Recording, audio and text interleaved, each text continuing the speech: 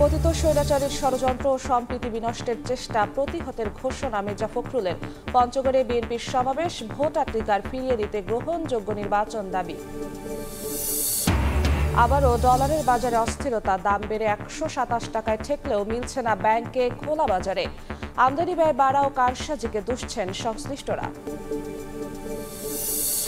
পুরোপুরি প্রস্তুত পটুয়াখালীর RNPL তাপবিদ্যুৎ কেন্দ্রের প্রথম ইউনিট, শিগগিরই আসছে বাণিজ্যিক উৎপাদনে, কমাবে ব্যয় ও আদানি নির্ভরতা। এবং বড়দিন ঘিরে গির্জায় গির্জায় যেন উৎসবের রং। চট্টগ্রামে খ্রিস্ট ধর্মাবলম্বীদের নানা আয়োজন, বর্ণিল সাজে অভিজাত 5 তারকা হোটেলগুলো।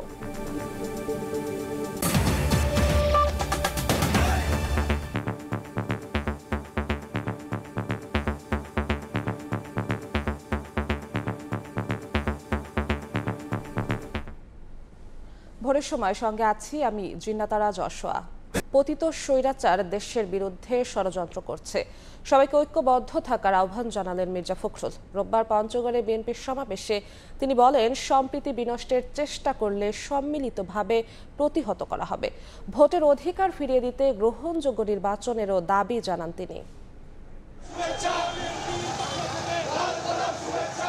এই এক আরেক বাংলাদেশ, সব শ্রেণী পেশার মানুষ এক হয়েছেন সম্প্রীতির বন্ধনে। মানবিক দেশ বিনির্মাণের প্রতিশ্রুতি সবার স্লোগানে। মানবিক বাংলাদেশ গড়ে তুলব।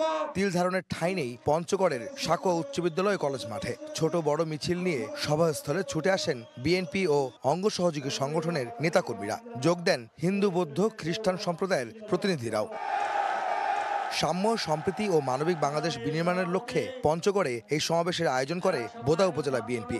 বিএনপির সকল শক্তিশালী নেতাকর্মী এবং যত সদস্য রয়েছেন সবাই ঐক্যবদ্ধ হলে বিএনপির উপরে কিছুই নাই। আগামী দিনে শুধু বোদা দেবীগঞ্জ নয়, পঞ্চগড় নয়, সারা বাংলাদেশে যেখান থেকে ষড়যন্ত্র না কেন, প্রত্যেকটি ষড়যন্ত্র আমরা ঐক্যবদ্ধভাবে নস্যাৎ করে দেবো ইনশাআল্লাহ।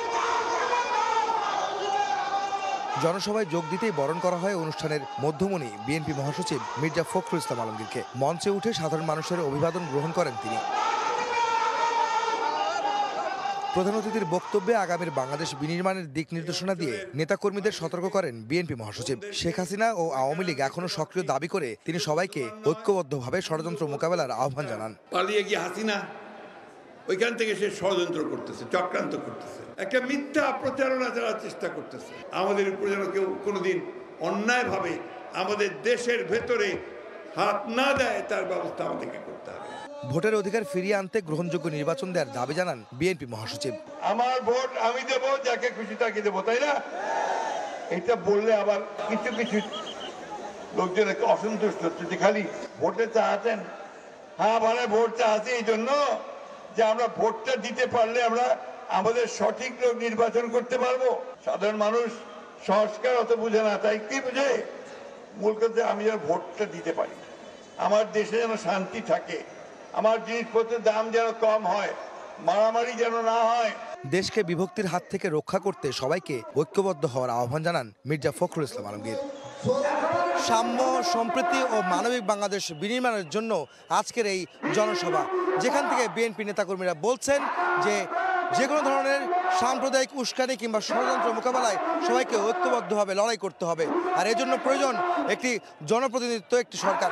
আর যে কারণে এই অন্তর্বর্তী সরকারের কাছে আবারও বিএনপি নেতারা দাবি করছেন সুস্পষ্টভাবে একটি নির্বাচনের রোডম্যাপ দেবেন তারা। পঞ্চগড় থেকে আহমেদ সালেহীন, সময় সংবাদ। নির্বাচন ছাড়া বিএনপি ক্ষমতায় আসতে চায় না বলে জানিয়েছেন দলের চেয়ারপারসনের উপদেষ্টা আব্দুস সালাম। রোববার দুপুরে রাজশাহীর মোহনপুর সরকারি উচ্চ বিদ্যালয়ে দ্বিবার্ষিক কাউন্সিলে কথা বলেন তিনি। প্রধান অতিথির বক্তব্যে আরও বলেন, গত 15 বছর ধরে ভারতের মদদে নির্বাচন হয়েছে, এমনকি এখনও আওয়ামী লীগকে ফিরিয়ে আনতে ভারত ষড়যন্ত্র করে যাচ্ছে বলেও মন্তব্য করেন তিনি। দীর্ঘ 15 বছর এই দেশের মানুষ ভোট দিতে পারে নাই। 15 বছর ওই সীমান্তের ওই পার থেকে আইনা বসাই দিছে। এখন যখন এই দেশের মানুষ তারাই দিছে, সে আমার ভারতে যা আশ্রয় দিছে। এবং সেই তামিলনাড়ু সরকারকে আবার ফিরিয়ে আনার জন্য অনেকে আবার চেষ্টাও করছেন।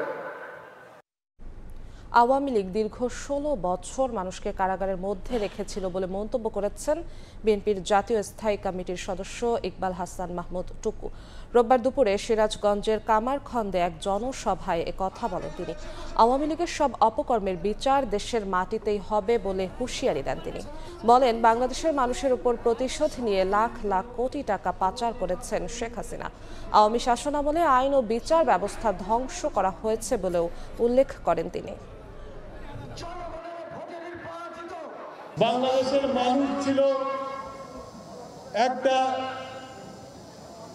কারাগারের মধ্যে, কথা বললে হয় জেল অথবা মার দিলেও বিচার পাওয়া যেত না। এই যে বিচার না পাওয়া একটা সংস্কৃতি আওয়ামী লীগ চালু করে গেছে, এখন সেই বিচারের সময় এসে গেছে। এখন আওয়ামী লীগ যে অপকর্ম করেছে প্রত্যেকটি অপকর্মের বিচার এই দেশের মাটিতে হবে। জুলাই আগস্টের গণহত্যা ও নিপীড়নের বিচার না হওয়া পর্যন্ত ছাত্র জনতা আওয়ামী লীগকে নির্বাচনে আসতে দেবে না বলে মন্তব্য করেছেন জাতীয় নাগরিক কমিটির সদস্য সচিব আক্তার হোসেন। রোববার দুপুরে রংপুর সফরে গিয়ে সাংবাদিকদের তিনি কথা বলেন। আইনি দিক থেকে আওয়ামী লীগের ভোটের প্রতিদ্বন্দ্বিতা করতে বাধা না থাকলেও ছাত্র জনতা, বাংলাদেশের আপামর মানুষ এই ফেসিবাদী গণহত্যাকারী মানবতা বিরোধী যে দলটি আছে তাকে কোনোভাবেই বাংলাদেশের রাজনীতিতে আর রেলিভেন্ট হতে দেবে না। এর জন্য যদি আমাদেরকে আবারও রক্ত দিতে হয়, আমরা রক্ত দেওয়ার জন্য প্রস্তুত আছি। বাংলাদেশের মানুষ নতুন এক রাজনৈতিক শক্তি, যে শক্তির নেতৃত্বে থাকবে তরুণরা, এমন একটি রাজনৈতিক শক্তি, রাজনৈতিক দল প্রত্যাশা করে। ছাত্র তরুণরা মিলে যে রাজনৈতিক দলটি প্রতিষ্ঠার কথা বলছি, এই রাজনৈতিক দল আমরা মনে করি নাগরিক কমিটি যে রাজনৈতিক ভাষা উৎপাদন করছে, সেই ভাষার ভিত্তিতেই এই দলটি গঠিত হবে। সাম্প্রতিক সময়ে ঘটে যাওয়া গুপ্ত হত্যার পরিপ্রেক্ষিতে 4 দফা দাবি জানিয়েছে বৈষম্য বিরোধী ছাত্র আন্দোলনের সম্মিলিত বেসরকারি বিশ্ববিদ্যালয়ের প্রতিনিধিরা। রোববার বিকেলে অন্তর্বর্তী সরকারের স্বরাষ্ট্র উপদেষ্টা জাহাঙ্গীর আলম চৌধুরীর সঙ্গে দেখা করে এ দাবি জানান তারা। হত্যাকাণ্ডের রহস্য উন্মোচনে তদন্ত কমিশন গঠন, প্রতিটি থানা ও ওয়ার্ডে নিরাপত্তা জোরদার করা, নিষিদ্ধ করার পরও ছাত্রলীগের সক্রিয় নেতাদের গ্রেফতারে স্বরাষ্ট্র মন্ত্রণালয়ের অধীনে টাস্ক ফোর্স গঠন সহ 4 দফা দাবি জানান শিক্ষার্থীরা। পরে প্রেস ব্রিফিংয়ে তারা বলেন, 48 ঘন্টার মধ্যে দাবি বাস্তবায়নে কার্যক্রম শুরু না হলে ঢাকা ব্লকেট কর্মসূচি দেওয়া হবে। টার্গেটেড কিলিংগুলো হচ্ছে আমাদের বেসরকারি বিশ্ববিদ্যালয়ের স্টুডেন্টদের উপরে। তারপরে গতকালকেও একজন নিখোঁজ হয়েছে, আমরা খবর পেয়েছি। তো এই নিখোঁজ হওয়া, খবর পাওয়া, এই জিনিসগুলোর জন্য আমাদের আসলে আমরা 4টা দফা নিয়ে এসেছিলাম এখানে, যে আমাদের কয়েকটা তদন্ত কমিটি গঠন করতে হবে এবং আমাদের আরও কিছু প্রয়োজনীয় জিনিসপত্র দরকার আমাদের নিরাপত্তার স্বার্থে। আমরা আমাদের জায়গা থেকে স্পষ্টভাবে বলে দিতে চাই, উক্ত দাবিগুলি যদি আগামী 48 ঘন্টার মধ্যে পূরণ না হয় কিংবা এর প্রতি আমরা যদি কোনো দৃশ্যমান আচরণ না দেখি আমাদের এই দাবিগুলোর প্রতি, তাহলে আমরা এখান থেকে কঠোর পদক্ষেপ নিতে বাধ্য হব। জনপ্রশাসন সংস্কার কমিশনের সুপারিশের প্রতিবাদে সচিবালয়ে বড় জমায়েত দেখিয়েছেন প্রশাসন ক্যাডারের কর্মকর্তারা। একই সঙ্গে কমিশনের সদস্য সচিব ও জনপ্রশাসন মন্ত্রণালয়ের জ্যেষ্ঠ সচিবের কাছে দাবি দাওয়া নিয়ে স্মারকলিপি দিয়েছেন তারা। সচিব জানান, চূড়ান্ত সুপারিশ দেওয়ার আগে প্রশাসন ক্যাডারের কর্মকর্তাদের সংগঠনের সঙ্গে আলোচনা করা হবে। আগামী 31 ডিসেম্বর জনপ্রশাসন সংস্কার কমিশনের প্রতিবেদন জমা দেওয়ার কথা থাকলেও এর আগেই কমিশনের সুপারিশ নিয়ে চলছে ব্যাপক আলোচনা সমালোচনা। দেশের 26টি ক্যাডার সার্ভিসের কর্মকর্তাদের মধ্যে উপসচিব পদে পদোন্নতির ক্ষেত্রে 75% প্রশাসন ও 25% অন্যান্য ক্যাডার কর্মকর্তাদের মধ্য থেকে নেওয়া হয়। কিন্তু এবার প্রশাসন ক্যাডার থেকে 50% এবং বাকি অন্য ক্যাডার থেকে 50% কর্মকর্তাকে সুযোগ দেওয়ার সুপারিশ রাখার তথ্য প্রকাশের পর থেকেই ব্যাপক প্রতিক্রিয়া শুরু হয়। মঙ্গলবার সচিবালয়ে সাংবাদিকদের সঙ্গে মতবিনিময়কালে জনপ্রশাসন সংস্কার কমিশনের পক্ষ থেকে পদোন্নতির ক্ষেত্রে এই নতুন অনুপাতের কথা জানানো হয়। প্রশাসনে পদোন্নতির এই অনুপাত সহ বিভিন্ন সিদ্ধান্তের প্রতিবাদে রোববার সচিবালয়ে অবস্থানের পর জনপ্রশাসন সংস্কার কমিশন বরাবর স্মারকলিপি দেয় বাংলাদেশ অ্যাডমিনিস্ট্রেটিভ সার্ভিস অ্যাসোসিয়েশনের সভাপতি ডক্টর আনোয়ারুল্লাহ বলেন, জনপ্রশাসনে অস্থিরতা বন্ধে যৌক্তিক দাবি তুলে ধরা হয়েছে স্মারকলিপিতে। যার যার ক্যাডার পদের থেকে তারা উপরের দিকে ওঠার যে সুযোগ আছে, তাদের সুযোগটা অবারিত আছে। সেই জায়গা থেকে আমরা কখনোই কারো বিরুদ্ধাচরণ করছি না। এই কমিশনের কিছু কথা মিডিয়াতে আসছে, আমরা মনে করছি যে সঙ্গত কারণে আমাদের বর্ধিত কিছু তথ্য স্যারদেরকে দেওয়ার দরকার। জনপ্রশাসন সংস্কার কমিশনের সদস্য সচিব এবং জনপ্রশাসন মন্ত্রণালয়ের সিনিয়র সচিব জানান, অন্য ক্যাডারের মতো শিগগিরই অ্যাডমিনিস্ট্রেটিভ অ্যাসোসিয়েশনের সঙ্গেও আলোচনার মাধ্যমে তাদের দাবিগুলো পর্যালোচনা করেই সুপারিশ চূড়ান্ত করা হবে। একটা চূড়ান্ত পরামর্শ অথবা সাজেশন দেওয়ার আগে ক্লোজ ডোর ডিসকাশন বলেন অথবা ওপেন ডিসকাশন বলেন করে একটা মতামত এই কমিশনকে দেওয়া হবে। আমরা এই সপ্তাহের মধ্যেই করবো ইনশাল্লাহ। সরকারি চাকরি যারা আমরা করি তাদের কারোর মধ্যে আর ভুল বোঝাবুঝির কোনো সুযোগ থাকবে না। একটি দক্ষ জনপ্রশাসন গড়ে তুলতে 31 ডিসেম্বর পর্যন্ত সুপারিশ জমা দেওয়ার সুযোগ রয়েছে বলেও জানান মোহাম্মদ মোখলেসুর রহমান। 31 তারিখ পর্যন্ত যে কেউ যে কোনো সুপারিশ, যে কোনো মতামত, যে কোনো তথ্য দিতেই পারে। প্রসূন আশিস, সময় সংবাদ, ঢাকা। রাজনৈতিক দলগুলোর সদিচ্ছা ছাড়া গণমাধ্যমের টেকসই সংস্কার সম্ভব নয় বলে মনে করেন দেশের জ্যেষ্ঠ সাংবাদিকরা। রোববার রাজধানীর সিরডাপ মিলনায়তনে সংলাপে অংশ নিয়ে তারা আরও বলেন, স্বার্থান্বেষী গোষ্ঠী ধারা মিডিয়া পরিচালিত হওয়ায় স্বাধীন গণমাধ্যম ও সাংবাদিকতা গড়ে উঠছে না। এ সময় প্রধান উপদেষ্টার প্রেস সচিব জানান, গণমাধ্যমের অবাধ স্বাধীনতা রক্ষা করা অন্তর্বর্তী সরকারের লক্ষ্য। একই অনুষ্ঠানে গণমাধ্যম সংস্কার কমিশনের প্রধান বলেন, সাংবাদিক সুরক্ষা আইনের পাশাপাশি ন্যূনতম বেতন কাঠামো ঠিক করে তা চালুর সুপারিশ করবেন তারা। ছাত্র জনতার গণ অভ্যুত্থানে আওয়ামী লীগ সরকারের পতনের পর গণমাধ্যমকে স্বাধীন, বস্তুনিষ্ঠ ও শক্তিশালী করার লক্ষ্যে গণমাধ্যম সংস্কার কমিশন গঠন করে অন্তর্বর্তী সরকার। এ নিয়ে অংশীজনদের সুপারিশ ও মতামত গ্রহণ করছে কমিশন। তারই ধারাবাহিকতায় রোববার সকালে গণমাধ্যম সংস্কার নিয়ে সংলাপের আয়োজন করে centre for governance studies CGS। গঠন করতে চাই, কার জন্য চাই? এতে অংশ নিয়ে বক্তারা বলেন, 10,000 টাকার নিচে বেতন পান বাংলাদেশের 80% সাংবাদিক। পেটে ক্ষুধা নিয়ে সাংবাদিকতা চলে না। 10,000 টাকার কম বেতন পায় বাংলাদেশের 80% সাংবাদিক। আমি যদি সারা দেশেরটা ধরি, তারা নিজেরা খেতে পায় না, তাদের অন্যের খাওয়ার অধিকার নিয়ে কাজ করতে বলা হয়। কোনো না কোনো কি একটা সার্টিফিকেশনের ব্যবস্থা থাকা প্রয়োজন না, যে তিনি সাংবাদিক হিসাবে নিজেকে যখন পরিচয় দিচ্ছেন। কারণ মনে রাখতে হবে যে অনলাইনে বা অন্যান্য ক্ষেত্রে প্রচুর নন জার্নালিস্টিক কাজও কিন্তু আছে। এ সময় বিভিন্ন গণমাধ্যমে কর্মরত সাংবাদিকরা বলেন, সংস্কারের জন্য কমিশন দিনরাত পরিশ্রম করছে, কিন্তু রাজনৈতিক সরকার এসে সেটা বাস্তবায়ন না করলে কোনো লাভ হবে না। এজন্য দরকার রাজনৈতিক সদিচ্ছা। রাজনৈতিক সরকার যদি এটা বাস্তবায়ন না করে, আপনি বাস্তবায়ন করে যেতে পারবেন না, এই সরকার পারবে না। পরের সরকার আসলেই এটা হবে। পত্রিকার অফিসের সামনে দেখি গরু জবাই হয়। এই দেশে আমরা বাস করি, কি সাংবাদিকতা আমরা করব? সাংবাদিকের সুরক্ষা দেওয়ার সমস্ত আইনের পক্ষে নানাভাবেই কাজ করতে হবে, যাতে আবার সেটা স্বেচ্ছাচারিতায় রূপ না নেয়। সংলাপে অংশ নিয়ে প্রধান উপদেষ্টার প্রেস সেক্রেটারি পরামর্শ দেন স্বাধীন সাংবাদিক ইউনিয়ন গঠনের। এই 4.5 মাসে আমরা কোনো পত্রিকাকে বলি নেই আপনি এই নিউজটা সরান, আমরা কোনো পত্রিকাকে বলি নেই একে সরিয়ে একে নেন। আমরা আমাদের ইন্টেলিজেন্স এজেন্সিকে বলে দিয়েছি যে আপনারা কাউকে কোনো নিউজের ব্যাপারে ইন্টারভেন করতে পারবেন না। সাংবাদিকদের আর্থিক নিরাপত্তা থাকতে হবে। সাংবাদিকদের যদি আর্থিক নিরাপত্তা না থাকে, তাহলে তার সামাজিক নিরাপত্তাও থাকবে না, সামাজিক মর্যাদাও থাকবে না। এবং সেই কারণে সাংবাদিকদের আর্থিক নিরাপত্তার বিষয়টা নিশ্চিত করার একটা সুপারিশ অবশ্যই থাকতে হবে।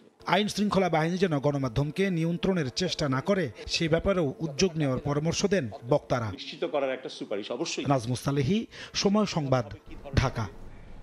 পাঠ্য বই ছাপানোর সময় বাড়াতে শিক্ষা উপদেষ্টার কাছে চিঠি দেয়ায় দুঃখ প্রকাশ করেছে বাংলাদেশ মুদ্রণ শিল্প সমিতি। রোববার সন্ধ্যায় এনসিটিভি চেয়ারম্যানের সঙ্গে বৈঠক শেষে তারা জানান, নির্ধারিত সময়ে বই পৌঁছে দিতে সর্বোচ্চ চেষ্টা করছেন তারা। বছরের শুরুতেই প্রাথমিক ও মাধ্যমিক পর্যায়ে শিক্ষার্থীদের হাতে 40 কোটি পাঠ্য বই তুলে দেওয়ার লক্ষ্য ঠিক করেছে সরকার। তবে রোববার শিক্ষা উপদেষ্টা বরাবর বাংলাদেশ মুদ্রণ শিল্প সমিতির প্যাডে এক চিঠির কারণে দেখা দেয় বিভ্রান্তি। বিভিন্ন সীমাবদ্ধতার কথা উল্লেখ করে চিঠিতে বলা হয়, 25 জানুয়ারির মধ্যে উপজেলা পর্যায়ে পৌঁছে দেওয়া যাবে সব শ্রেণীর 3টি করে বই। বাকি বই পৌঁছানোর কাজ প্রথম ধাপে 5 মার্চ ও দ্বিতীয় ধাপে 25 মার্চের মধ্যে শেষ হবে। এমন পরিপ্রেক্ষিতে সন্ধ্যায় জাতীয় শিক্ষাক্রম ও পাঠ্যপুস্তক বোর্ড এনসিটিভি কার্যালয়ে সংস্থাটির চেয়ারম্যানের সঙ্গে বৈঠক হয় বাংলাদেশ মুদ্রণ শিল্প সমিতির নেতাদের। ক্ষমা চান বিভ্রান্তিকর চিঠির জন্য। কতিপয় প্রেস মালিকের প্রয়োজনে বাংলাদেশ মুদ্রণ শিল্প সমিতি সভা আহ্বান না করে 22/12/2024 তারিখে মাননীয় শিক্ষা উপদেষ্টা বরাবর আবেদন করি। আমি এনসিটিভি তালিকাভুক্ত প্রেসের সদস্য নই। 2025 সালে পাঠ্যপুস্তক সাধারণত আমি করি না। আমাদের ব্যবস্থা আমাদের সরকারের জাতীয় স্বার্থের বিরুদ্ধে এরূপ আবেদন বিভ্রান্তি করায় জাতীয় ক্ষমা কাছে। এনসিটিবি চেয়ারম্যান জানান, নির্ধারিত সময়ে পাঠ্য বই মুদ্রণে সব ধরনের সহায়তা দেওয়া হচ্ছে প্রেস মালিকদের। মুদ্রণ শিল্প সমিতির নেতারাও জানালেন, গতি আসছে কাজে, বেঁধে দেওয়া সময়ের মধ্যেই পাঠ্য বই সরবরাহে আশাবাদী তারা। কাগজ সংকটেরও একটি সমাধানের দিকে গেছে এবং ফাইন্যান্সের জন্য ব্যাংকের এমডিদেরকে বলা হয়েছে। আমরা আশাবাদী এবং হার্ড অ্যান্ড সোল আমরা চেষ্টা করতেছি। তারা প্রতিশ্রুতি দিয়েছেন, আমাকে বারবার বলেছেন যে আমরা এই কাজ যথাসাধ্য চেষ্টা করে আমরা উঠিয়ে দিব এবং এক্ষেত্রে পূর্বের যে কোনো কোভিডের সময়ে তারা এই কাজ করেছেন, সুন্দরভাবে চেষ্টা করেছেন। তাদের চেষ্টা করলে অনেক কিছু সম্ভব, এটা তারা আমাদেরকে আগেও প্রমাণ করেছেন। 31 ডিসেম্বরের মধ্যে প্রাথমিকের সব বই এবং মাধ্যমিকের বাংলা, ইংরেজি ও গণিত, 10 জানুয়ারির মধ্যে মাধ্যমিকের আরও 5 বই আর 20 জানুয়ারির মধ্যে মাধ্যমিকের বাকি সব বই সরবরাহ করতে প্রেস মালিকদের সময় বেঁধে দিয়েছে সরকার। ফারুক ভিয়া, রবিন, সময় সংবাদ, ঢাকা। বাংলাদেশ কম্পিউটার কাউন্সিল বিসিসির সঙ্গে এনআইডির তথ্য ভান্ডারের সংযোগ বিচ্ছিন্ন করেছে নির্বাচন কমিশন।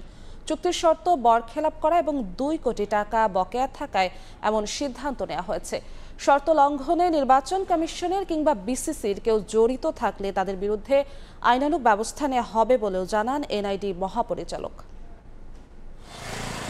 দ্বাদশ জাতীয় নির্বাচনের আগে বাংলাদেশ কম্পিউটার কাউন্সিল থেকে প্রায় 7 কোটি ভোটারের তথ্য চুরির মতো ঘটনা ঘটলে সারা দেশ সহ বহির্বিশ্বেও আলোড়ন সৃষ্টি হয়। সার্ভার দুর্বলতার দোহাই দিয়ে এ নিয়ে সে সময় পাশ কাটিয়ে যায় আইসিটি মন্ত্রণালয়ে। আবারও নাগরিকদের তথ্য চুরির শঙ্কা থেকে নড়ে চড়ে বসেছে নির্বাচন কমিশন।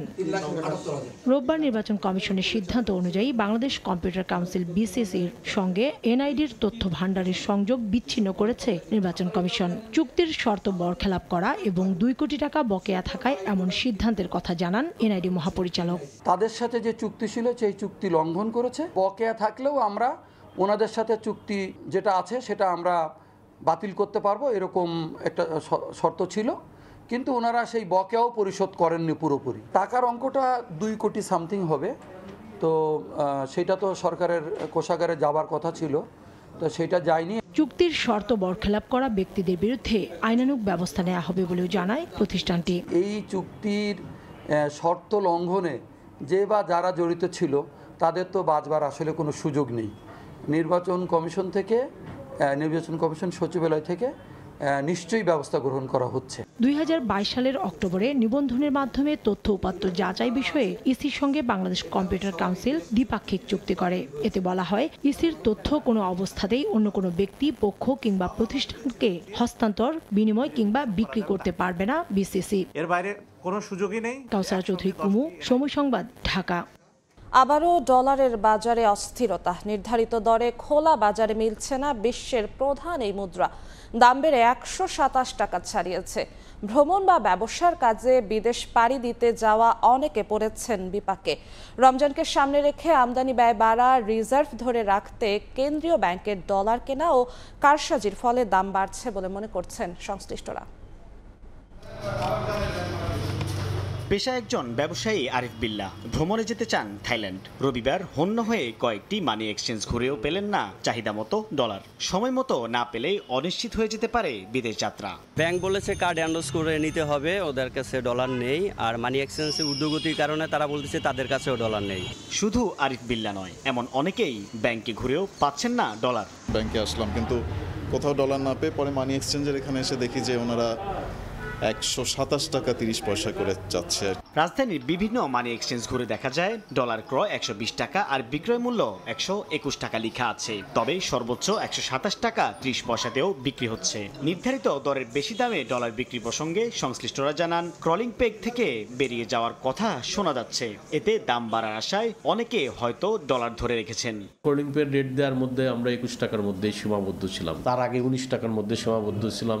সে সময় লেনদেন হয়েছে, কম বেশি ক্রাইসিস ছিল, সেটাও ওভারকাম করতে পেরেছি। কিন্তু এই মুহূর্তে এসে যে অস্থিতিশীল পরিস্থিতিটা সৃষ্টি হয়েছে, এটা সার্বিক। আপনি প্রয়োজনের তুলনায় যদি বেশি দিতে চান তাও তো আমার পক্ষে দেওয়া সম্ভব না, আমি দিব কোথার থেকে?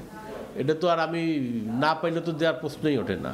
আগস্টে নতুন সরকার দায়িত্ব নেয়ার পর আন্তঃব্যাংক ডলারের দাম 120 টাকায় স্থিতিশীল ছিল। তবে রমজানকে সামনে রেখে জুলাই অক্টোবরে বছর ব্যবধানে 1% বেড়েছে আমদানি ব্যয়। এদিকে রিজার্ভের পরিমাণ বাড়াতে ডলার কিনছেন কেন্দ্রীয় ব্যাংক। এর প্রভাব পড়েছে ডলারের দামে। সাইফুল ইসলাম, সময় সংবাদ, ঢাকা। আদানি নির্ভরতা কমাবে পটুয়াখালীতে নতুন উৎপাদন শুরু করতে যাওয়া আরএনপিএল তাপবিদ্যুৎ কেন্দ্র।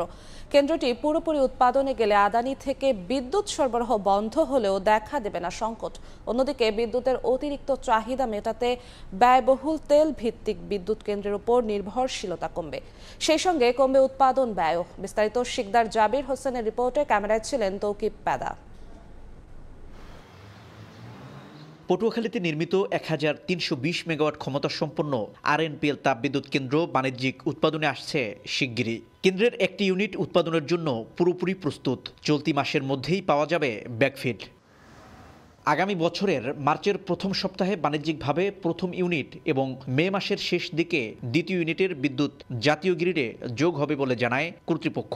1320 মেগাওয়াট বিদ্যুৎ জাতীয় গ্রিডে দেওয়ার ফলে আমরা আশা করছি বাংলাদেশের সর্বমোট বিদ্যুৎ চাহিদার 10% বিদ্যুৎ আমাদের আরএনপিএল এর এই বিদ্যুৎ কেন্দ্র থেকে সরবরাহ করা সম্ভব হবে। সংশ্লিষ্টরা বলছে, দেশের বিদ্যুৎ চাহিদা মেটাতে ভারতের আদানি পাওয়ারের কাছ থেকে উচ্চ মূল্যে বিদ্যুৎ আমদানি করতে হয়, যেখানে প্রতি ইউনিট প্রায় 15 টাকা খরচ হয়। কিন্তু আরএনপিএল বিদ্যুৎ কেন্দ্রের উৎপাদন খরচ হবে মাত্র 9 টাকা। আর আদানির প্রায় সমপরিমাণ বিদ্যুৎ উৎপাদন করতে পারবে আরএনপিএল তাপবিদ্যুৎ কেন্দ্র, যার কারণে কেন্দ্রটি উৎপাদনে এলে আদানি নির্ভরশীলতা অনেকটাই কমবে। বিদ্যুৎ কেন্দ্র চালু হলে আগামী গ্রীষ্মকালে আমাদের লোডশেডিং এর পরিমাণ আমাদের অনেক কমে যাবে। বর্তমানে দেশে গ্রিড ভিত্তিক বিদ্যুৎ কেন্দ্রের উৎপাদন সক্ষমতা প্রায় 27,740 মেগাওয়াট। এর মধ্যে কয়লা ভিত্তিক বিদ্যুৎ কেন্দ্রের সক্ষমতা 5,683 মেগাওয়াট। আরএনপিএলের সক্ষমতা যুক্ত করলে দেশে নির্মিত কয়লা ভিত্তিক কেন্দ্রগুলোর মোট সক্ষমতা দাঁড়াবে 7,000 মেগাওয়াট। নতুন এই কেন্দ্রটি পায়রা বিদ্যুৎ কেন্দ্র হতে মাত্র 2 কিলোমিটার উত্তরে রামনাবাদ নদী তীরে অবস্থিত। প্রায় 27,000 কোটি টাকা ব্যয়ের এ প্রকল্পের নির্মাণ কাজ শুরু হয় 2019 সালে। এজন্য এখানে অধিগ্রহণ করা হয় 950 একর জমি। শিকদার জাবির হোসেন, সময় সংবাদ, পটুয়াখালী। পাকিস্তানের করাচি বন্দর থেকে চিনি, আলু, আখের গুড়, কাপড়ের রোল এবং শিল্পে ব্যবহৃত বিভিন্ন কেমিক্যাল সহ পণ্য বোঝাই 825টি কন্টেইনার নিয়ে চট্টগ্রাম বন্দরে ভিড়েছে বহুল আলোচিত জাহাজ MV yuan জিয়াংফা ঝং।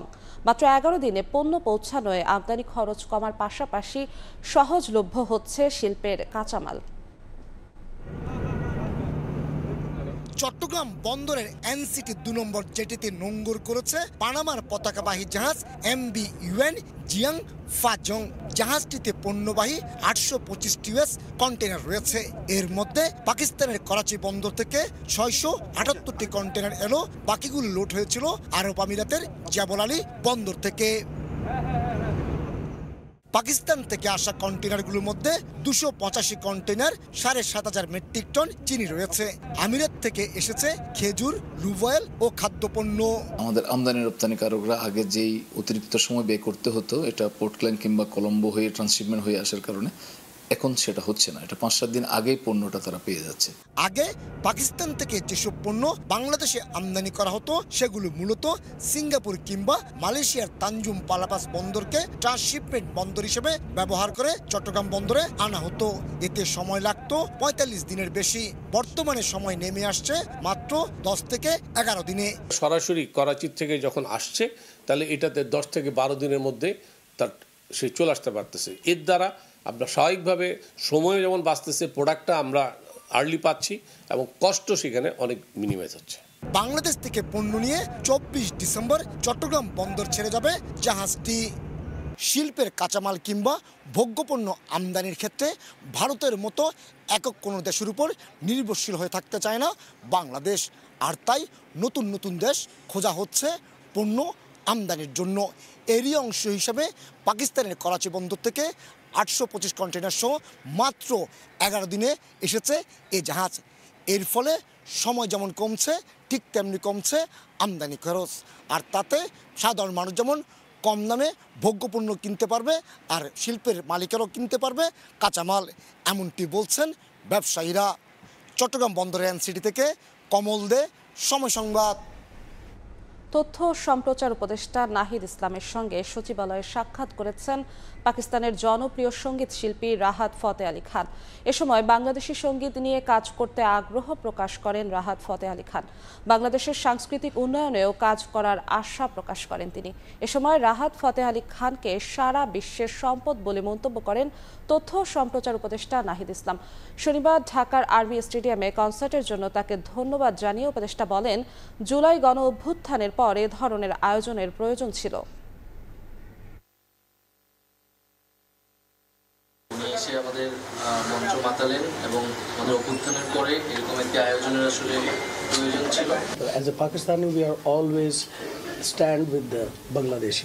Thankful to the Bangladesh who invite me in BPM and the last night ceremony. I very much feel that I'm singing in my home ground. অতীতের মতো কোনো প্রহসনের নির্বাচন আগামীতে হবে না। নির্বাচনী ব্যবস্থাকে শক্ত অবস্থানে দাঁড় করাতে কাজ করছে কমিশন। রোববার দুপুরে চট্টগ্রামে নির্বাচন সংশ্লিষ্ট নানা প্রতিষ্ঠান ও ব্যক্তিদের সঙ্গে আগামী নির্বাচন নিয়ে মত বিনিময়ে কথা বলেন নির্বাচন ব্যবস্থা সংস্কার কমিশনের প্রধান কমিশনার ডক্টর বদিউল আলম মজুমদার। এ সময় কমিশনের কাছে সবাই আগামীতে অবাধ সুষ্ঠু নির্বাচনের আশা ব্যক্ত করে নানা প্রস্তাব তুলে ধরেন। শফিকুল আলমের প্রতিবেদন।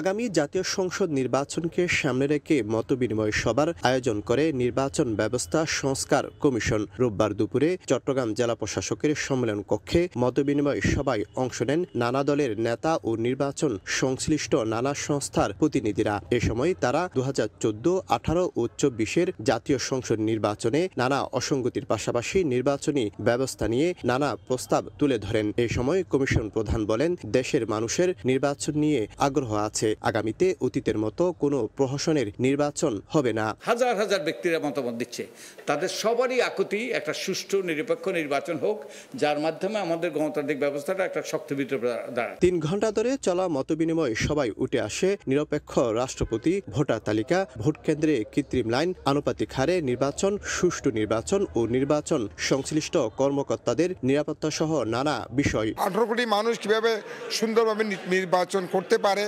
সুন্দর নির্বাচন তাদের ম্যান্ডেট দিতে পারে এবং সুষ্ঠু পরিবেশ যেভাবে হয় সেগুলি আমাদের পরিবেশ আমাদের ঠিক করতে হবে। যে কেন্দ্রের প্রিসাইডিং অফিসার দায়িত্ব থাকবেন, উনি যদি কোনো দুর্নীতি করে, সংশ্লিষ্ট কেন্দ্রে যারা দায়িত্ব গ্রহণ করবে, যারা দায়িত্ব পালনরত অবস্থা থাকবে, তারা যে সবাই কি ওইটা সাজাভুক্ত হয়। সুন্দর একটা পার্লামেন্ট সকলে অংশগ্রহণ করবে এবং মানুষ লাইন ধরে ভোট দেবে এবং যারা প্রশাসনিক দায়িত্বে থাকবেন তারা থাকবে সম্পূর্ণ নিরপেক্ষ, যাতে জনগণের আশা আকাঙ্ক্ষার জন্য প্রতিফলিত হয়। অনুষ্ঠানে উপস্থিত ছিলেন কমিশন সদস্য ডক্টর তোফায়েল আহমেদ ও জেসমিন টুলি সহ ঢাকা থেকে আসা 10 সদস্যের একটি দল।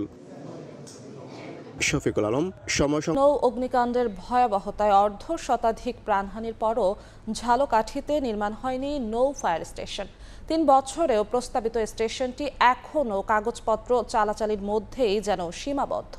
এতে ক্ষোভ জানিয়েছে জেলাবাসী। পলাশ রায়ের পাঠানো তথ্য ও শামীম হোসেনের ছবিতে রিপোর্ট।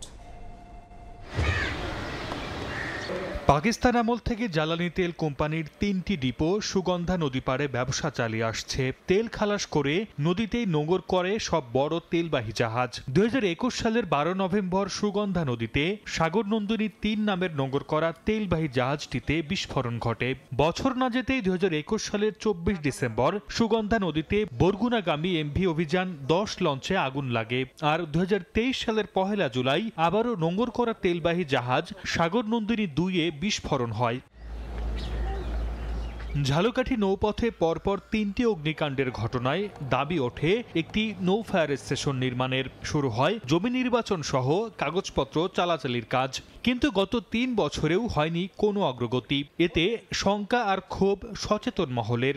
ডিপুর বিভিন্ন রকম তেলের, পেট্রোলের জাহাজ, ডিজেলের জাহাজ নদীতে থাকে, সেক্ষেত্রে আমাদের এ জায়গা সেফটির জন্য কোনো একটা নৌ ফায়ারের সিস্টেম নাই। অনতিবিলম্বে ঝালকাঠি এই সুগন্ধা নদীর তীরবর্তী স্থানে একটি নৌ ফায়ার স্টেশন যেন স্থাপন করা হয়। নৌ ফায়ার স্টেশন নির্মাণের প্রয়োজনীয়তা স্বীকার করলেও কাজের অগ্রগতির গদ বাঁধা বক্তব্য দিয়ে দায় এড়ানোর চেষ্টা ফায়ার সার্ভিসের কর্মকর্তার। ইতিপূর্বে যে আমাদের জমি নির্বাচনের জন্য আমাদের ডিপার্টমেন্ট থেকে যে আমাদের নির্দেশনা দেওয়া হয়েছে, রিপোর্ট পাঠানো হয়েছে।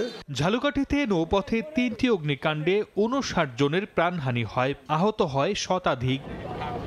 সময় সংবাদ, ঝালকাঠি। স্টল থেকে মুজিব বর্ষের ও শেখ হাসিনার বক্তব্য সংবলিত লিফলেট বিতরণ করা হয়েছে। এতে ক্ষোভ প্রকাশ করে বৈষম্য বিরোধী ছাত্র আন্দোলন। পরে স্টল থেকে লিফলেটগুলো সরিয়ে সংশ্লিষ্ট কর্মকর্তাদের কাছে লিখিত ব্যাখ্যা চেয়েছে জেলা প্রশাসন। রেদওয়ান হিমেলের রিপোর্ট। রোববার বিকেলে রংপুর পাবলিক লাইব্রেরি মাঠে 2 দিনব্যাপী তথ্য মেলার আয়োজন করে জেলা প্রশাসন ও সচেতন নাগরিক কমিটি সনাক। উদ্বোধন করেন জেলা প্রশাসক মোহাম্মদ রবিউল ফয়সাল। মেলায় জেলা কর্মসংস্থান ও জনশক্তি, জেলা মৎস্য দপ্তর, জেলা সঞ্চয় অফিস ও পরিবার পরিকল্পনা বিভাগের স্টলে মুজিব বর্ষ ও শেখ হাসিনার বক্তব্য সম্বলিত লিফলেট রাখা হয়, যা দর্শনার্থীদের হাতে হাতে ছড়িয়ে পড়ে। এক পর্যায়ে বিষয়টি জানাজানি হলে মেলা প্রাঙ্গণে এসে ক্ষোভ প্রকাশ করেন বৈষম্য বিরোধী ছাত্র আন্দোলনের নেতারা। বঙ্গবন্ধুর লোগো সহ শেখ হাসিনার যে নাম পানি সেটা কিন্তু একটা বিবৃতি দিচ্ছে যে শেখ হাসিনা তার আবারও যাচ্ছে। জানতে চাইলে মৎস্য ও প্রাণী সম্পদ অধিদপ্তরের স্টলে দায়িত্বপ্রাপ্তরা বলেন ভুলবশত এসব লিফলেট আনা হয়েছে। অফিস থেকে আসলে দেখেই আমরা নিয়ে এসেছি, তো এটা আনফরচুনেটলি আর কি কোনো একটা ঘটনা ঘটে গেছে। আমি অফিস প্রধান না, তো এই জন্য আমি এই বিষয়ে বক্তব্য দিতে পারতেছি না, সরি। এদিকে সংশ্লিষ্ট কর্মকর্তাদের কাছে লিখিত ব্যাখ্যা চাওয়ার কথা জানিয়েছে জেলা প্রশাসন। তারা দুজনেই আমার কাছে ক্ষমা চেয়ে বলেছে যে আসলে এটা আমরা ভুলক্রমে আমাদের যারা পিয়ন আছে এমএলএসএস তারা ভুলক্রমে অফিস থেকে এগুলো নিয়ে চলেছে। তথ্যই শক্তি, জানবো জানাবো, দুর্নীতি রুখবো স্লোগানে শুরু হওয়া মেলায় মোট 35টি স্টল অংশ নিয়েছে। রেদওয়ান হিমেল, সময় সংবাদ। দেখছেন ভোরের সময়। সরকারের বৃহৎ পরিকল্পনায় বরিশালে নির্মাণ করা হয়েছিল মৎস্য অবতরণ কেন্দ্র ও পাইকারি মৎস্য বাজার কেন্দ্র, কিন্তু আড়ত মালিক ও শ্রমিকদের কাছে জিম্মি হয়ে 14 বছর ধরে পরিত্যক্ত অবস্থায় পড়ে আছে বিএফটিসি। এতে বিপুল পরিমাণ রাজস্ব হারিয়েছে সরকার। নষ্ট হচ্ছে কোটি কোটি টাকার অবকাঠামো। দখল হয়ে গেছে মাছ পরিবহনের জেটিও। বিস্তারিত অপূর্ব অপুর রিপোর্টে। কীর্তনখোলা নদী তীরে বাঁধ রোড এলাকায় 1 একর 23% জমির উপর 1986 সালে নির্মিত বরিশাল মৎস্য অবতরণ কেন্দ্র ও পাইকারি মৎস্য বাজার কেন্দ্র, যেখানে রয়েছে 2টি বরফকল, মৎস্য বিপণনের বিশালাকার 2টি শেড, ওয়াচ টাওয়ার, 1টি জেট, 10,000 গ্যালন ধারণ ক্ষমতা সম্পন্ন পানি সংরক্ষণাগার, আড়তদারদের জন্য 32 রুমের দোতলা ভবন এবং গাড়ি পার্কিংয়ের জায়গা। কিন্তু এত সব সুবিধা থাকার পরও 15 বছর ধরে বন্ধ এই বাজার। মাছের জেটিঘাটে ভাতের হোটেলের ঘর উঠেছে, বেদখল অনেক জায়গা। মৎস্য শেড ভাড়া দেওয়া হয়েছে টাইলস ব্যবসায়ীদের কাছে। এতে সরকার বছরে কয়েক কোটি টাকা রাজস্ব হারাচ্ছে। এখন শহরের পোর্ট রোড মৎস্য অবতরণ কেন্দ্রে চলে মাছের আমদানি রপ্তানি। পদধারী নেতারা ক্যামেরার সামনে কথা বলতে রাজি না হলেও জানিয়েছেন 2007 সালে তত্ত্বাবধায়ক সরকারের চাপে 2 বছরের জন্য সরকারের বিএফডিসি ঘাটে ব্যবসা করেছেন, কিন্তু মাছ ওঠানামা ও বাজারজাতের অজুহাত দিয়ে সরকারের ওই স্থানে ব্যবসা পরিচালনা সম্ভব নয় বলে দাবি তাদের। এদিকে 2016 সালে সরকারিভাবে পটুয়াখালীর মহিপুর মৎস্য অবতরণ কেন্দ্র নির্মাণ হয়, কিন্তু সেটি কোনো কাজে আসছে না। আড়তদাররা মাছ কেনাবেচা করছেন নিজ নিজ দোকানে। ব্যবসায়ীদের দাবি, জায়গা সংকটে সব ব্যবসায়ী ও নৌযানের স্থান সংকুলান না হওয়ায় অবতরণ কেন্দ্রটি ব্যবহার করা যাচ্ছে না। এতে সরকার বছরে অন্তত 8 থেকে 10 কোটি টাকা রাজস্ব থেকে বঞ্চিত হচ্ছে। 25টা যদি আমরা প্রতিদিন একটা যদি 4টা করে যদি বোট প্লেস করি, তাতে আমরা 100 বোট আমরা প্রতিদিন 1 ঘন্টা ঝাড়তে পারতেছি। ওখানে এই 5টা বোট প্লেস করার মতো জায়গা নাই। 45,000 বর্গফুট স্পেস লাগে। অকশন মার্কেটটা দরকার, কিন্তু আসলে ওনাদের আছে 9,800 ফুট। এর পাশাপাশি পাইকারদের প্যাকিং শেড নাই। এই বিষয়গুলো আমি ঊর্ধ্বতন কর্তৃপক্ষের সাথে শেয়ার করছি এবং কিভাবে তাদের সমাধান করা যায় এই বিষয়টা নিয়েও আমরা কাজ করছি। বরগুনার পাথরকাটা মৎস্য অবতরণ কেন্দ্রে পদে পদে শিকার হতে হয় ভোগান্তির। এখান থেকে প্রতি বছর কোটি টাকা রাজস্ব আদায় করলেও সুষ্ঠু ব্যবস্থাপনায় কোনো উদ্যোগ নেই অভিযোগ ব্যবসায়ীদের। 2 দশকেরও বেশি সময় ধরে বন্ধ অবতরণ কেন্দ্রের 2টি বরফ কল, নেই কোল্ড স্টোরেজ। এতে করে গড়ে উঠছে বরফ সিন্ডিকেট। তবে অবতরণ কেন্দ্রের কর্মকর্তারা জানান, সংকট সমাধানে নেওয়া হয়েছে নানা উদ্যোগ।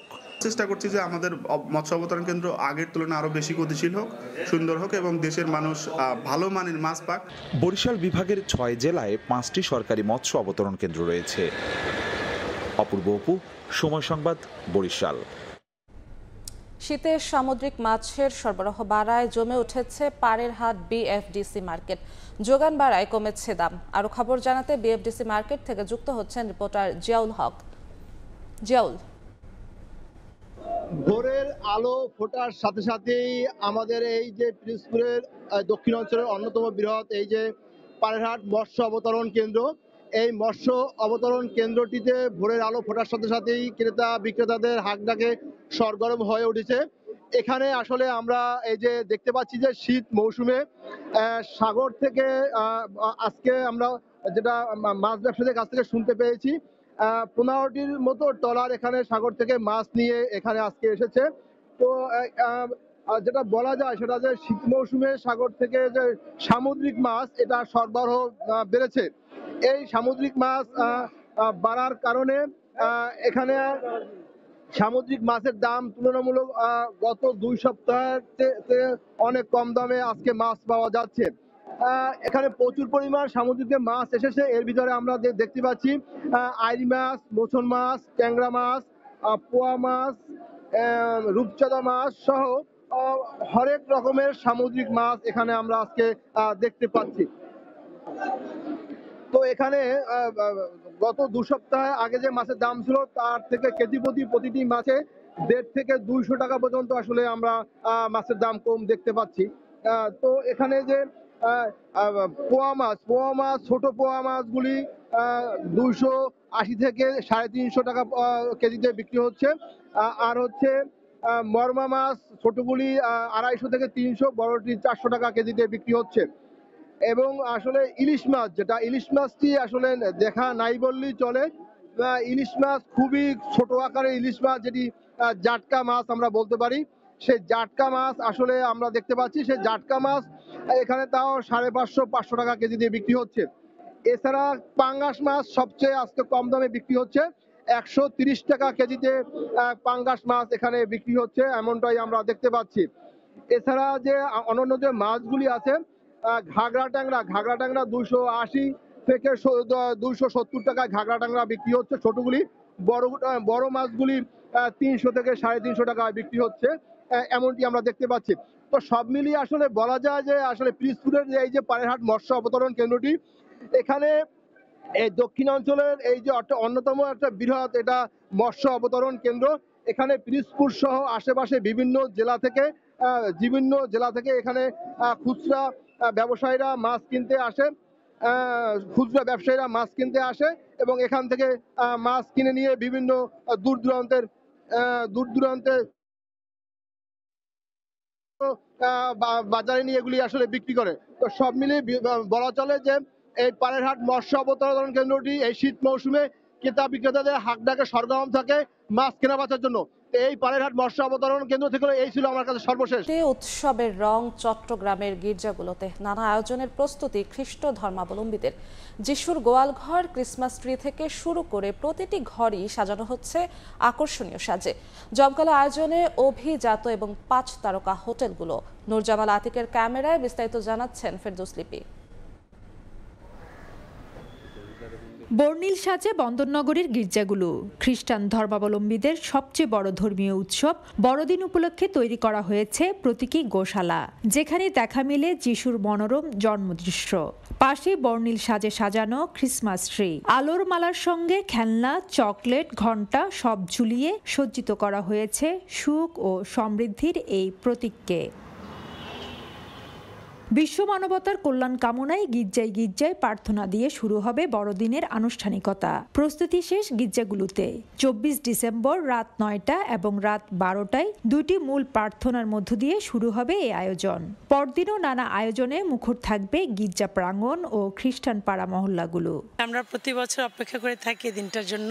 24 তারিখ রাতে আমরা এখানে আসি চার্চে প্রার্থনা করার জন্য। বড়দিনে আমরা অনেক আনন্দ করি, ফ্রেন্ডসদের সাথে ঘুরি। ঈশ্বরের কাছে প্রার্থনা করে, যিশুর কাছে প্রার্থনা করে যে সবাই ভালো থাকুক, সবার মঙ্গল হোক। যিশুর জীবন আদর্শে ও মাহাত্ম্যে বেড়ে ওঠা ও বড় হওয়ার পাশাপাশি সকলের মাঝে যেন সৌহার্দ্য আর ভ্রাতৃত্ব গড়ে ওঠে, এমন বার্তা যিশু খ্রিস্টের জন্মোৎসবে।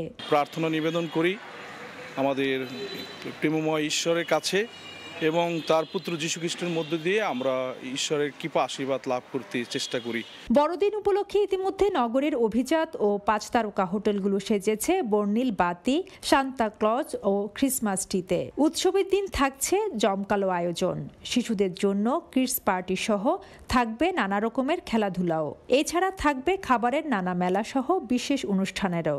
বাচ্চাদের এই গেমসগুলোতে গার্ডিয়ানরা নিয়ে আসবেন, প্লাস সান্তা ক্লজ থাকবে। উইনার যারা হবেন সান্তা তাদেরকে গিফট হ্যান্ড ওভার করবেন। চট্টগ্রাম নগরীতে 15টির মতো গির্জা রয়েছে। বড়দিন উপলক্ষে প্রতিটি গির্জায় থাকবে বাড়তি নিরাপত্তা ব্যবস্থা। বিশ্বের সকল অশান্তি দূর হয়ে শান্তি সমৃদ্ধিতে ভরে উঠুক এই পৃথিবী। যীশু খ্রিস্টের দেখানো সত্য ও ন্যায়ের পথে চলুক মানব জাতি। বড়দিনে এমন প্রত্যাশা খ্রিস্টান সম্প্রদায়ের। ফেরদৌস লিপি, সময় সংবাদ, চট্টগ্রাম। সিলেটে আন্তর্জাতিক ছায়া জাতিসংঘ সম্মেলন অনুষ্ঠিত হয়েছে। রোববার সন্ধ্যায় নগরীর কোশিয়ারা ইন্টারন্যাশনাল কনভেনশন হলে 3 দিনব্যাপী আয়োজনের সমাপ্তি হয়। সম্মেলনে 11টি কমিটিতে আন্তর্জাতিক ও বাংলাদেশের প্রায় 40টি বিশ্ববিদ্যালয়, মেডিকেল কলেজ এবং স্কুলের 5 শতাধিক শিক্ষার্থী অংশ নেন। সবুজ পর্যটন, সমৃদ্ধি ও পরিবেশগত সংরক্ষণের সমন্বয় বিষয়ে বিশ্বব্যাপী সমস্যা মোকাবেলা এবং উদ্ভাবনী সমাধান নিয়ে আলোচনা করেন প্রতিনিধিরা। পুরো আয়োজনের মিডিয়া পার্টনার ছিল সময় সংবাদ।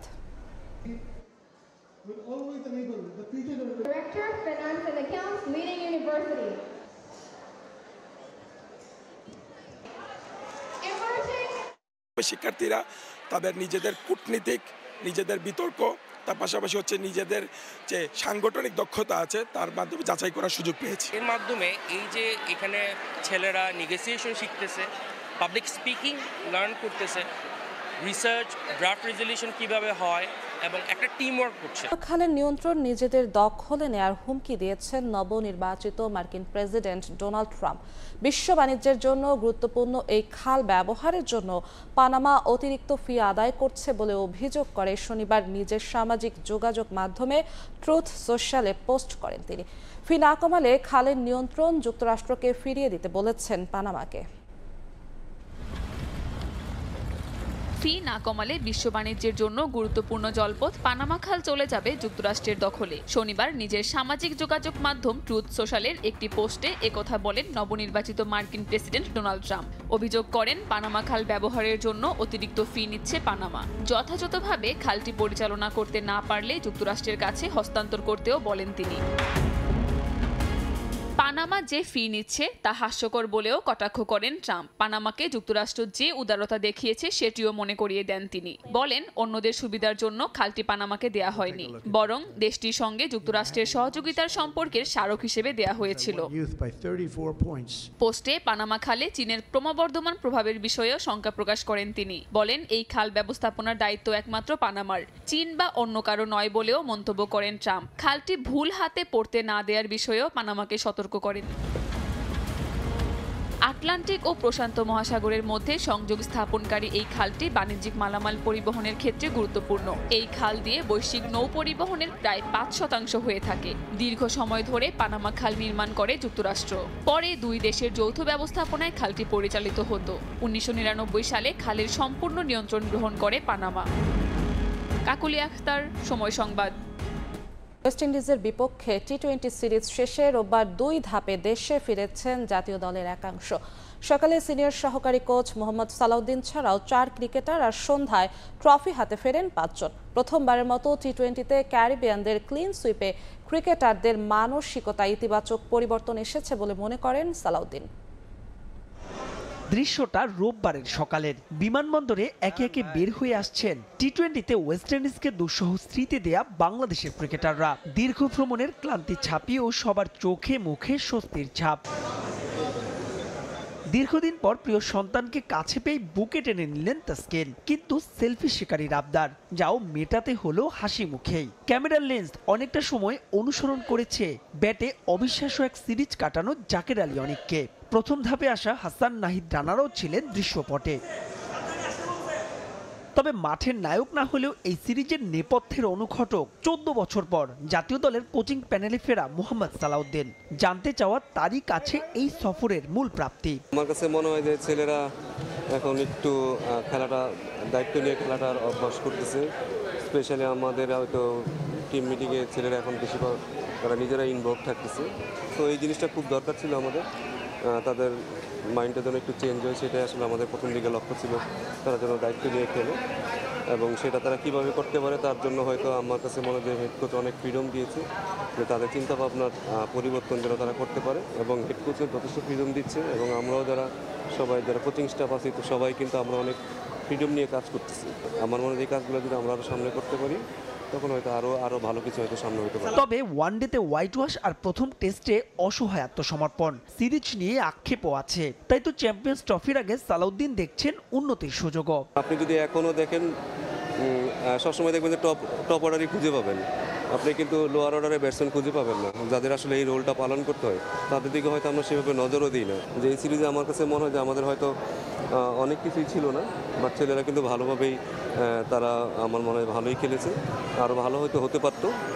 সেইখান থেকেও তারপরে তারা যতটুকু করেছে আমার মনে হয় যে একটা নতুন টিম হিসেবে বা একটা নতুন গুছানো টিম হিসেবে আমার মনে হয় যে এটা তারা যথেষ্ট ভালো খেলেছে। অনেকগুলো জায়গায় আছে যেগুলো আমাদের আসলে অনেক তাড়াতাড়ি ইমপ্রুভ করতে হবে এবং খুব বেশি আমার মনে হয় না খুব বেশি সময় নেওয়া উচিত, কারণ আমরা তো ওয়েট করতে করতে অনেক দিন পার হয়ে যায়। তো আমরা এত বছর ক্রিকেট খেলার পরে আমাদের একটা আমার মনে হয় যে আমাদের একটা স্টেজে আসা উচিত যেখানে আসলে আমরা ধারাবাহিকভাবে ক্রিকেট খেলবো। এদিন সন্ধ্যায় ট্রফি হাতে ফিরেছেন আরো 5 জন। প্রথম দিন 10 সদস্য ফিরলেও 2 ধাপে বাকিরা ফিরবেন সোমবার। লিটন একা আসবেন একই দিন বিকেল 5টায়। মাহবুব রিমন, সময় সংবাদ, ঢাকা। মিউজিক ফেস্ট দিয়ে আজ শুরু হচ্ছে 11তম বিপিএল এর আনুষ্ঠানিক উন্মাদনা। পারফর্ম করবেন উপমহাদেশের বিখ্যাত সঙ্গীত শিল্পী রাহাত ফতেহ আলী খান। একই সঙ্গে থাকবেন দেশীয় মাইলস, এভয়েড রাফা, জেফার, মুজা, হান্নান ও সঞ্জয়। কনসার্ট ঘিরে হোম অফ ক্রিকেট সাজানো হয়েছে রঙিনভাবে। এরই মধ্যে বিক্রি হয়ে গেছে কনসার্টের সব টিকিট। 30 ডিসেম্বর মাঠে গড়াবে এবারের বিপিএল।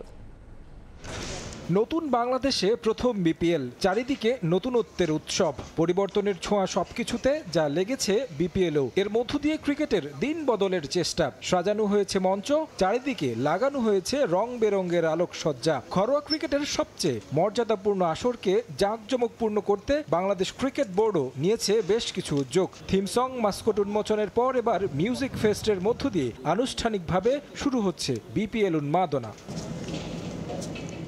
30 ডিসেম্বর পর্দা উঠবে বিপিএল এর 11তম আসরের। 7 দলের টুর্নামেন্টের ফাইনাল অনুষ্ঠিত হবে 2025 সালের 7 ফেব্রুয়ারি। মাঠের খেলা শুরুর আগেই বিপিএল কে ভিন্নভাবে আয়োজনের কথা বলে রেখেছিলেন বিসিবি সভাপতি, যার শুরুটা হচ্ছে মিউজিক ফেস্টের উৎসব মুখর অনুষ্ঠান দিয়ে। উপমহাদেশের প্রখ্যাত সঙ্গীত শিল্পী পাকিস্তানি রাহাত ফতেহ আলী খান মঞ্চ মাতাবেন হোম অফ ক্রিকেটের। সেই কনসার্টকে সফল করতে বিসিবির নিরলস পরিশ্রম। মিরপুরের শেরি বাংলা ক্রিকেট স্টেডিয়াম সাজানো হয়েছে রঙিনভাবে। শেষ মুহূর্তে ধোঁয়া মোছার কাজ করছেন কর্মীরা। দর্শকদের বসার স্থান প্রস্তুত করা হয়েছে সঙ্গীত পরিবেশনের স্টেজও। রাহাত ফতেহ আলী খান ছাড়াও হোম অফ ক্রিকেট মাতাবেন দেশীয় মাইলস, এভয়েড রাফা, জেফার, মুজা, হান্নান ও সঞ্জয়। দুপুর 2:30 থেকে খোলা হবে স্টেডিয়ামের গেট, আর কনসার্ট শুরু হবে বিকেল 4:30টায়। বিপিএল উন্মাদনা সবার মাঝে ছড়িয়ে দিতে কমানো হয়েছে টিকিটের মূল্য। প্লাটিনাম সর্বোচ্চ 8,000 টাকা, গোল্ড 6,000, সিলভার 4,000, গ্র্যান্ড স্ট্যান্ড 1500 এবং জুয়েল ও মোস্তাক স্ট্যান্ড 500 করে ধরা হয়েছে। মূল্য কমানোর পর এরই মধ্যে বিক্রি হয়ে গেছে সব টিকিট। ঢাকার পর একই ধারায় 25 ফেব্রুয়ারি চট্টগ্রাম এবং 27 ফেব্রুয়ারি সিলেটে অনুষ্ঠিত হবে মিউজিক ফেস্ট। এরপর 30 ডিসেম্বর থেকে শুরু হবে বিপিএল এর মাঠের উত্তাপ। তারেক হাসান শিমুল, সময় সংবাদ, ঢাকা। লো স্কোরিং ম্যাচে খুলনা বিভাগকে হারিয়ে ফাইনালে ঢাকা মেট্রো।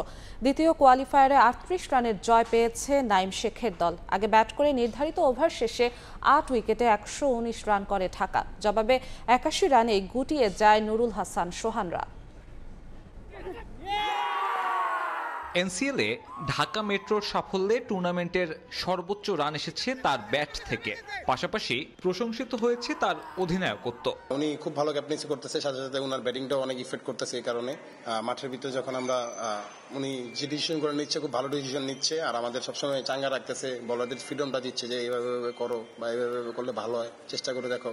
আপনি দেখবেন না আজকে কায়েস ভাই যখন আউট হইলো ওই বলটা দিয়ে শুধু বলছে যে একটা বল স্লিপ নেই, তো আমি বললাম ঠিক আছে ভাই দাঁড়ান। সো ওনার ডিসিশনগুলো ভালো হচ্ছে। ব্যাটিংয়ের ধরন নিয়ে থাকতে পারে প্রশ্ন, তবে ওই সমালোচনা নিয়েই রান করে যাচ্ছেন নাঈম শেখ। কোয়ালিফায়ারের গুরুত্বপূর্ণ ম্যাচে ব্যাট হাতে দলের সর্বোচ্চ স্কোরার, তার ব্যাটে চড়ে 119 রানের পুঁজি। প্রথম ইনিংস শেষে ওই রান কম মনে হলেও মেট্রোর বোলাররা কাজটা সহজ করে দেয়। খুলনার সবথেকে বড় তারকা মোস্তাফিজ ছিলেন রংহীন। লো স্কোরিং ম্যাচেও 4 ওভারে খরচ 35। গুরুত্বপূর্ণ ম্যাচে কাটার মাস্টারের জ্বলে না ওঠাটাও হারের কারণ খুলনার, যদিও বাদ পড়ে দলের ব্যাটিং ইউনিটকে কাঠগড়ায় দাঁড় করালেন মোহাম্মদ মিথুন। ফিজ এসেই যে আমাদেরকে ম্যাচ জিতিয়ে দিবে এরকম এক্সপেকটেশন আমাদের ছিল না, বাট ডেফিনেটলি ফিজের মতন একটা বোলার যদি কোনো সাইডে থাকে তার উপরে একটা অন্যান্য বোলারদের থেকে একটু বেশি এক্সপেকটেশন থাকবে, এটা খুবই স্বাভাবিক। 120 আমি মনে করি যে আমাদের চেস করা উচিত ছিল, কারণ এতটাও খারাপ ছিল না যে 120। ইভেন ওরাও আমি বলবো না যে খুব ভালো ব্যাটিং করেছে, উইকেট অ্যাটলিস্ট 140-150 উইকেট ছিল। ব্যাটিংয়ে ওরাও ক্লপস করেছে, আমরাও ক্লপস করেছি। তো আমি মনে করি যে আজকের ম্যাচে যদি ব্যাটসম্যানরা আর একটু রেসপন্সিবিলিটি নিয়ে খেলতো তাহলে হয়তোবা সিনারিও ডিফারেন্ট হতে পারত। চলতি এনসিএলে তৃতীয়বারের মতো মুখোমুখি হবে মেট্রো ও রংপুর। গ্রুপ পর্বে মেট্রো ও এলিমিনেটরে জিতেছে রংপুর। ফাইনালে যারা এগিয়ে যাবে তাদের মাথায় উঠবে বিজয়ের মুকুট। সিলেট আন্তর্জাতিক ক্রিকেট স্টেডিয়াম থেকে সাব্বির মিথুন, সময় সংবাদ, সিলেট। টানা ম্যাচের ধকলে বাজে অবস্থা সিলেটের উইকেটের। এনসিএলের শেষ ভাগে এসে মন্থর উইকেটে আমেজ হারিয়েছে মারকাটারি ক্রিকেট। ক্রিকেটাররাও বিরক্ত টানা ম্যাচে। নীতি নির্ধারকদের কাছে দাবি পরের আসর থেকে ভেন্যু আর সময় বাড়ানোর। সিলেট থেকে সাব্বির মিথুনের প্রতিবেদন। এনসিএল এর লঙ্গার ভার্সন, মেয়েদের সিরিজ, এরপর টি20। লাক্কাতুরার যেন বিশ্রামের সুযোগ নেই। হাই স্কোরিং ম্যাচের কারণে সিলেট আন্তর্জাতিক ক্রিকেট স্টেডিয়াম টি20 হিসেবে বড় আশীর্বাদ। তবে সাম্প্রতিক সময়ে যেভাবে ব্যস্ত সময় কাটাচ্ছে এই ভেন্যু, তাতে বিরক্ত ক্রিকেটাররাই। ওয়ার্কলোডের তো একটা বিষয় আছে, প্লেয়ারদের ক্ষেত্রেও যেমন যে আপনি টানা ম্যাচ খেললে এক সময় যে বডি আর ওইভাবে সাপোর্ট দিতে পারে না, সেই উইকেটের ক্ষেত্রেও যদি নেক্সট টাইম এরকম টুর্নামেন্ট হয় আর একটু সময় নিয়ে করলে ভালো। প্লেয়ারদের জন্যও ভালো, সেম যেমন উইকেটের কথা বললেন যে অতিরিক্ত খেলার কারণে কিন্তু উইকেটও আর ওই সাপোর্টটা দিতে পারছে না। কোয়ালিফায়ার পর্বের 3 ম্যাচই লো স্কোরিং। শুরুর মতো রান উৎসব নেই মারকাটারি ক্রিকেটও। পেসারদের বদলে উইকেটে ছড়ি ঘোরাচ্ছেন স্পিনাররা। দ্বিতীয় কোয়ালিফায়ারে ম্যাচ সেরা রকিবুল নিজেও মেনে নিয়েছেন সে সত্যতা। উইকেটটা মনে হয় শুরুতে একটু টিকি ছিল যখন আমরা ব্যাটিং করছি, বাট যখন আমি বোলিং করা শুরু করছি তখন মনে হয় না টিকি ছিল, কারণ আমার ভালো ভালো বল বিজয় ভাই কাবার প্রতি মেরে দিচ্ছিল। যদি ঠিক হয়ে যায় তাহলে উনি মারতে পারতেন। আর আমার প্রথম ওভারে মাথায় প্রতি ম্যাচে কাজ করে আমি কত কম রান দিয়ে বেরিয়ে যাবো, আর আমার ভেরিয়েশন গুলো ভালো এক্সিকিউট করতে পারছি। ফাইনালের আগে অবশ্য সিলেটের ভেন্যু বিশ্রাম পাচ্ছে একদিন। গ্রাউন্ডসম্যানদের দক্ষতায় এই অল্প সময়ে কতটুকু প্রাণ ফিরে পায় এই উইকেট, সেটাই এখন দেখার বিষয়। শেষ 11 দিনে সিলেটের এই মূল ভেন্যুতে ম্যাচ গড়িয়েছে 18টা, বিশ্রাম মাত্র 2 দিন, যার প্রভাব পড়তে শুরু করেছে ক্রিকেটাররাও বিরক্ত এমন মন্থর গতির উইকেট দেখে। দর্শকরাও বিরক্ত হচ্ছেন।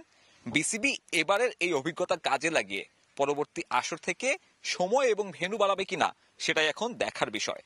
সিলেট আন্তর্জাতিক ক্রিকেট স্টেডিয়াম থেকে সাব্বির মিথুন, সময় সংবাদ, সিলেট। চূড়ান্ত হলো চ্যাম্পিয়ন্স ট্রফির নিউট্রাল ভেন্যু। কলম্বো নয়, ভারতের সবগুলো ম্যাচ অনুষ্ঠিত হবে সংযুক্ত আরব আমিরাতের দুবাইয়ে।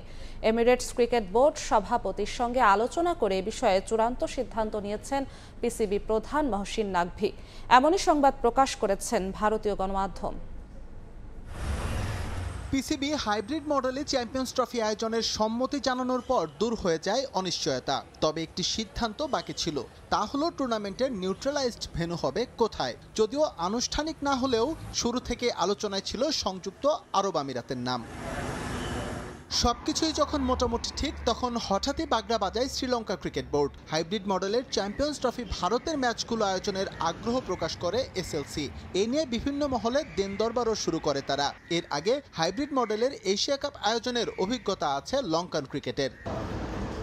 এসএলসির অহেতুক আগমন ভালো চোখে নেয়নি পিসিবি। সভাপতি মহসিন নাকভি শনিবার আলোচনায় বসেন এমিরেটস ক্রিকেট বোর্ড সভাপতির সঙ্গে। আলোচনাও ফলপ্রসূ হয়েছে। চ্যাম্পিয়ন্স ট্রফির ভারতের ম্যাচগুলো অনুষ্ঠিত হবে সংযুক্ত আরব আমিরাতের Dubai. Cricket super Clasico Bharat Pakistan match সহ।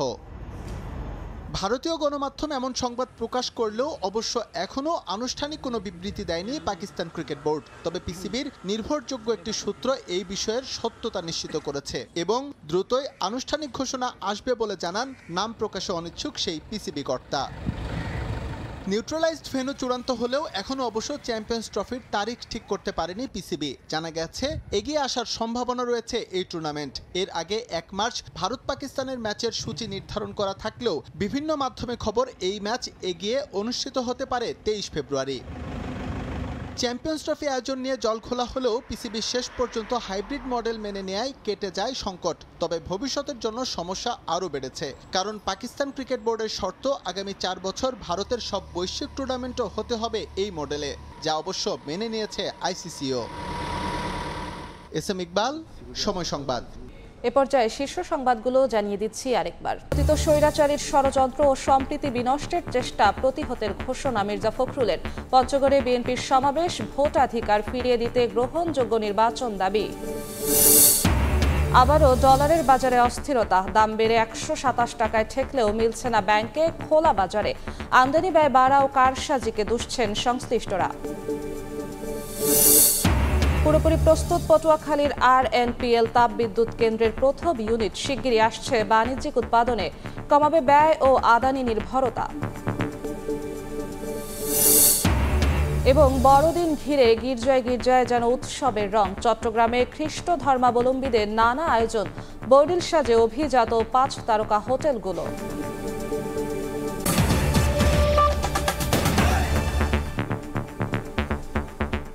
এই ছিল ভোরের সময়, সঙ্গেই থাকুন সময়ের।